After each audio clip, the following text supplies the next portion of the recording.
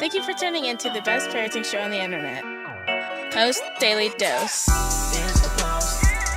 It's the Post. It's the Post. The Post Daily Dose. It's the Post. It's the Post.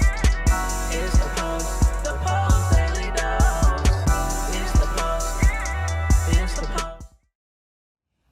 Hey, what's up, Facebook family? Welcome to another episode of Post Daily Dose with me, your trusted parenting advisor, faithful guide, and servant on the healing journey. What's my name? Big Papa Bryan+Post. I hope everyone's doing fantastic on this wonderful, whimsical Wednesday, and that you are getting some sunshine. I hope the sun is shining wherever you may be. It is shining very bright in Oklahoma and in Texas. So I am enjoying the sunshine for sure. Actually, was just out at the pool and popped in here for a little bit to chop it up with you guys. Hello there, Mimi. And then I'm going to go have more sunshine, because sunshine is vitamin D and we do not get enough of it.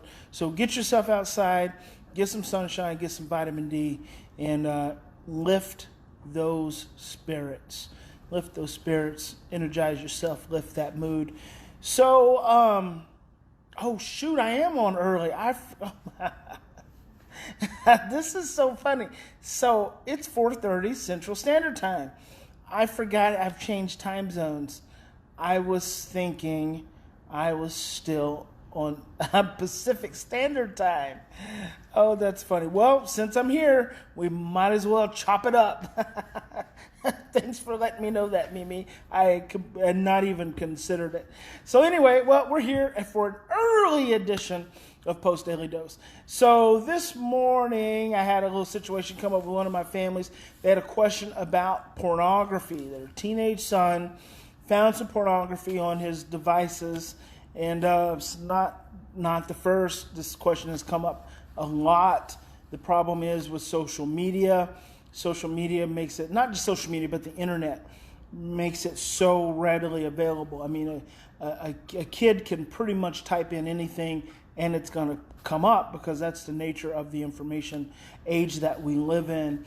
And so I know some of you are probably struggling with the same scenario.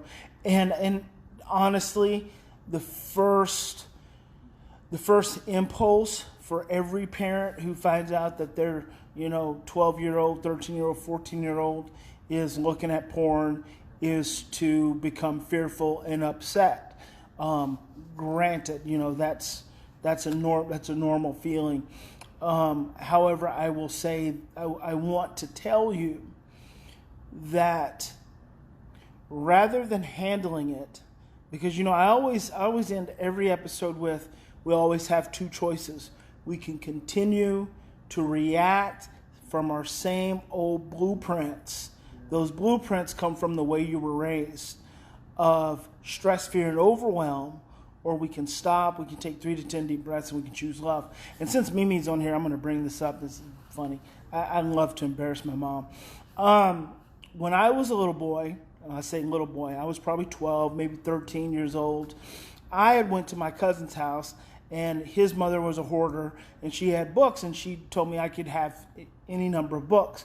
And so I was getting some books, and I picked maybe 2 or 3, but one that particularly piqued my interest had a naked woman and a man on the cover. So obviously I'm going to take that book.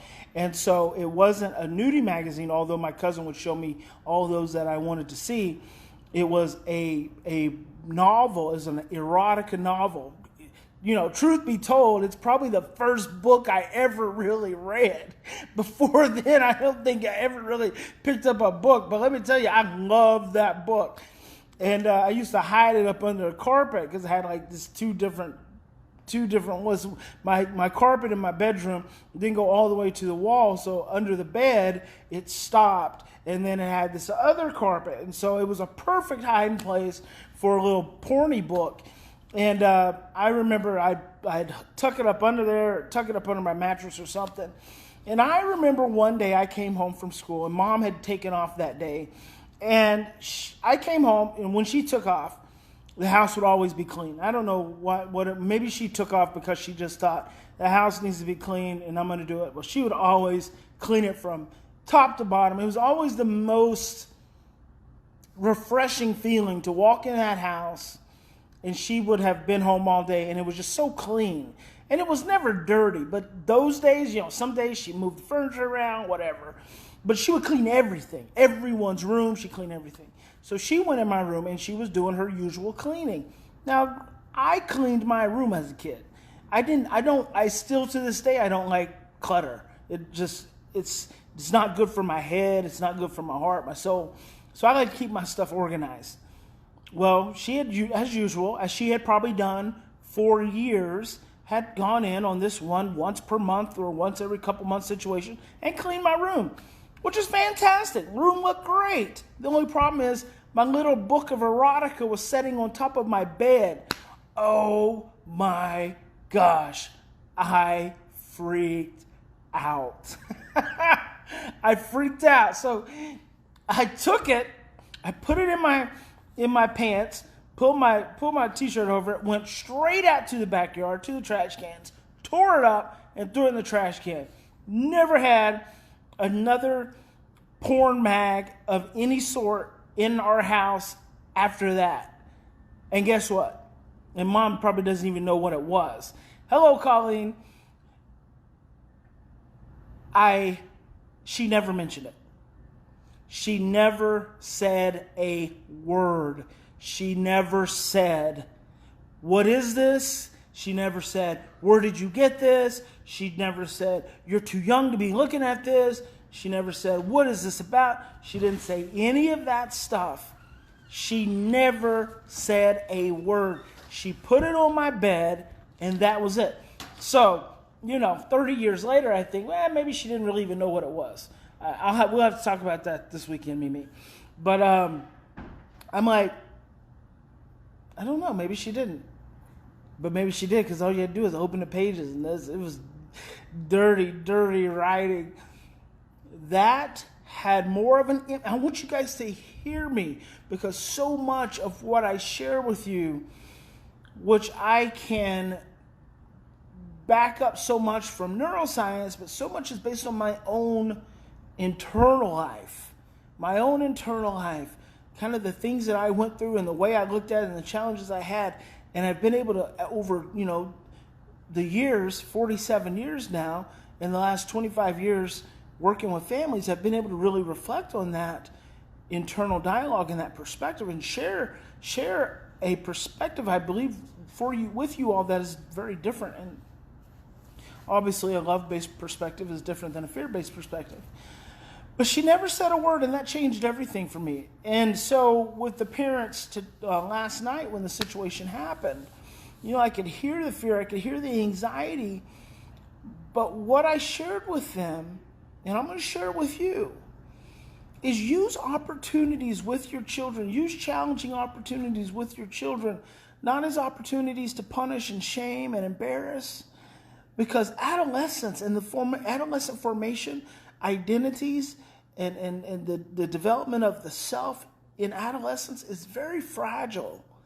And we don't want to mess that up. We don't want to make that go askew by being shameful ourselves or being embarrassing ourselves. Too many times we try to pathologize stuff that we should normalize. Instead of pathologize, try normalizing it. Help your child normalize it. You normalize it. Remove the shame. Okay? So no shame, no punishment, no threats, and then wait. Give yourself some time. This mom found this material, and I told her, I said, don't even address it today, which is today. I said, wait until tomorrow. Why do I do that? I want to do that, and I encourage you guys to do that because I know the brain goes into survival when in stress, and the short-term memory doesn't work.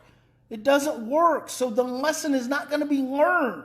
And if you're going at your child when they're in survival, you're the only threat. The behavior and the action is not the threat. You become the threat, and we have to stop that. Because if we're the threat, then that means we're losing relationship. And if you're losing relationship, you're losing everything.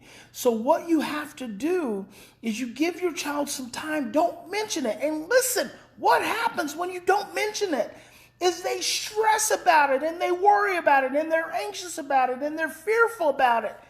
And they're shameful about it, and they feel guilty, but they can't say anything because they feel terrible, because they know they were doing something they weren't supposed to do. Now imagine 24 hours. Think about this. 24 hours of thinking about something I know I wasn't supposed to do, and worrying about it, and feeling ashamed and feeling embarrassed. Do you think that that's going to have more of an impact than one 5 to 10 minute exchange where you read me the riot act, or you talk bad to me, or you yell at me, or you spank me, or you take my stuff away, or you consequence me, or any number of things that we may do? Do you realize how short that period of time is when we're using our fear-based practices with our children, as opposed to not saying anything and leaving it alone and waiting?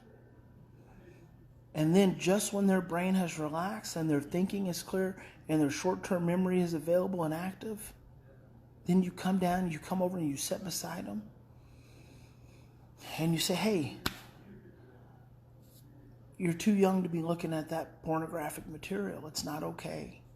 I don't like it. It makes me sad. But I understand you're curious and you're going to do stuff like that from time to time. But right now, it's just not okay. And I don't want you to look at it. It makes me sad. It's not okay. There's plenty of time for you to explore that stuff. And let's talk about it. In fact, let's just pull some of it up. Let's pull it up and let's look at it together. Oh my God. You know how much your kid would freak out if you did that? If you pulled up porn and said, let's just look at this. And let's just talk about how this is not real. This is not real. This is a fantasy. And this is not good for your formative brain right now. This is not good. You don't want to think about women this way. Or you don't want to think about men this way. And then you just totally take the pathologizing aspect of it and you normalize it. And you normalize it. And then you ask your kid, how should I feel about you looking at this stuff right now? And then they'll tell you, they'll be like, not good. Oh my gosh, that is the message. That is the lesson. The relationship is the most important thing. Secure the relationship. If you've been at risk with your child, if you've been having issues with your child, stop focusing on the behavior. Focus on the relationship. As long as you have the relationship, you have the ability to influence. When you lose the relationship, you are only left with power and control. And you're only going to be able to overpower and control your child to the degree that they're going to allow you when they get older. That's all there is to it. So focus on the relationship. So I hope that's helpful to you guys. I'm going to go get back in the sunshine. I'm going to go get my vitamin D. I'm working on my tan, get my tan right. I hope you go get some sunshine. I know we're taking a whole group of kids surfing. They're going to get their surf lessons on. And I'm not going to do any surfing, but a whole group of kids are going to go surfing. So, just get out in the air. That's the best part of the summer. Get out in the air and have a fantastic time. And remember, in any given situation, hey, Mama Wilma, hello there, Layla. In any given situation, we always have two choices. We can continue to react from our same old blueprints of stress, fear, and overwhelm. And just think about that. However many years ago, that was more than 30. What was that? 35 years ago, when Mimi did not react to that book on my bed. I remember that seed, and I'm telling you about it. I'm 47 years old, and I'm telling you about that one experience that totally changed everything for me. So that's my blueprint. That's my blueprint. So you either have those positive blueprints or you have those negative blueprints. If you have those negative blueprints, you can continue to react from them, or you can stop, you can slow down, you can take 3 to 10 deep breaths, and you can choose love. And I hope you guys will choose love. God bless you. I love you so much. This is such a crazy time that we're in. The world is just in a mess. And the only thing that's going to get us through this is love. Love, love, love. Bring love into this moment. Bring love into your home. God bless you. Big Papa loves you. I'll see you tomorrow.